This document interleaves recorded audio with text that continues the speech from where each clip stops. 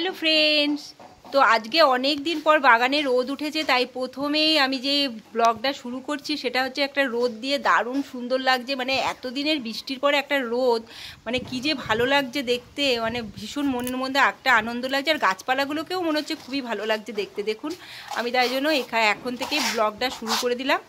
এরপরে যেটা রোদের জন্য আমাদের বিশেষ করে দরকার ছিল, যেটা এই যে মাটিটা শুকানোর জন্য। দেখুন, যেই না রোদ উঠেছে সঙ্গে সঙ্গে কিন্তু আমরা মাটি রোদে দিয়ে দিয়েছি, এবং মাটিটা দেখুন অনেকটা শুকিয়ে গেছে, আর একটু শুকালেই হয়ে যাবে। আমরা কিন্তু এতটা শুকনো মাটি কিন্তু রেডি করে গাছ লাগাই। বিশেষ করে শীতকালের গাছে কিন্তু শুকনো মাটি দরকার, তবে গাছ আপনার খুব ভালো হবে, গাছের গ্রোথও খুব ভালো হবে। আর এখানে দেখুন, আপনারা জানি না বুঝতে পারছেন কি না, এক থোকা লেবু হয়েছে। দেখুন লেবুর কুড়ি এসেছে, মানে একসাথে প্রায় 7-8টা লেবু, খুব সুন্দর। দেখুন ছোট্ট একটা ডালের মধ্যে অতগুলো লেবু।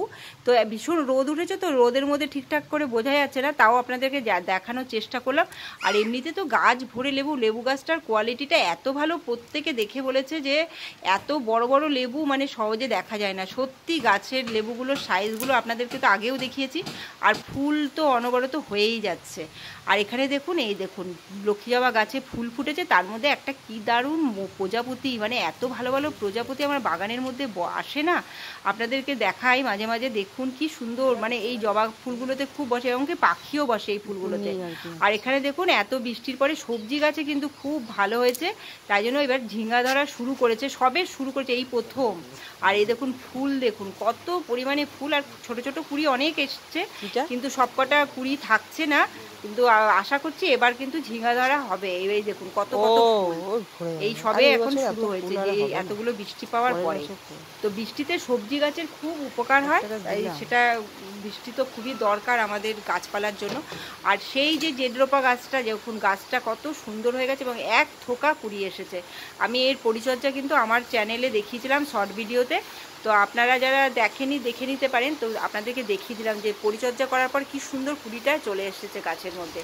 আর এই যে সেই মাধবীলতা গাছটা রিপোর্টিং করে দিয়েছিলাম হঠাৎ করে, কারণ গাছটা খুব খারাপ হয়ে গেছিলো, তাই জন্য মানে পাতাগুলো হলুদ হয়ে যাচ্ছিলো, মাটি ধরে রাখতে পারছিল না, জল রাখতে পারছিল না, তাই জন্য রিপোর্টিং করে দিলাম। সত্যি রিপোর্টিং করার পর দেখুন গাছের কুড়িগুলো, মানে গাছটা মনে হচ্ছে হাসছে, এত সুন্দর লাগছে দেখতে। মানে গাছের কুড়িগুলো এত বড় বড় হচ্ছে, আর প্রচুর পরিমাণে গাছের মধ্যে কুড়ি, আর ফুলগুলোও খুব সুন্দর। মাধবীলতা গাছ কিন্তু দেখতে খুবই ভালো লাগে, আর পুরো বর্ষাতে ফুল হবে।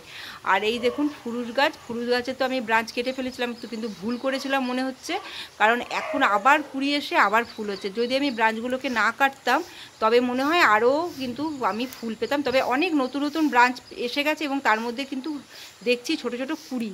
তো নতুন ব্রাঞ্চে হয়তো বেশি বেশি করে কুড়ি আসলেও আসতে পারে, তো ভালোই হবে যদি আসে। আর এখানে দেখুন চন্দ্রমল্লিকার কাটিং তো বালির মধ্যে বসিয়েইছি। আর আজকে আমি কি করব বলুন তো, কতগুলো বোগনভিলিয়ার কাটিং নিয়ে নিয়েছি। একটা গাছ কেটেছিলাম, সেই কালারটা খুব সুন্দর, তার মধ্যে রুট হরমোন পাউডার লাগিয়ে নিয়েছি। নিয়ে এই যে পনসেটিয়ার যে কাটিং বসেছি, সেই টবটার মধ্যে কি করব, বসিয়ে দেবো। কারণ এই টবটার মধ্যে বসিয়ে দিলে কি একসাথে দুজনকেই জল দেওয়া হয়ে যাবে ঠিকঠাকভাবে, একসাথেই দুজন মানে একই রকম কাজ, মানে খাবার পেয়ে যাবে, মানে যে জলটা পেয়ে যাবে, তাই জন্য। তো আমি এই গার্ডেনিং ব্লগে এই জিনিসগুলোই আপনাদেরকে দেখালাম। তো আপনাদের গার্ডেনিং ব্লগগুলো কেমন লাগছে আমাকে বলবেন। আরও গার্ডেনিং ব্লগ আমি কিন্তু যখনই সুযোগ পাবো দেখিয়ে দেবো। এখানে কিন্তু আমি বারবার বলছি, বেশি কিছু পরিচর্যা কিছু দেখাই না। আমি যে বাগানে আমার গাছগুলো কীরকম হয়েছে, কদিনের মধ্যে কীরকম কুড়ি আসছে, পাতা আসছে, সেগুলো আপনাদেরকে দেখাই। তো এইগুলো আপনাদের কমেন্টে আপনারা অবশ্য করে জানাবেন যে আমার ব্লগটা কেমন লাগলো। তো আমি এইভাবে আপনাদেরকে নতুন নতুন করে ব্লগ দেবো। অনেকে কিন্তু ভালো বলছেন যে খুব সুন্দর লাগছে, তো আরও বেশি বেশি করে আপনারা দেখুন এই গার্ডেনিং ব্লগগুলো।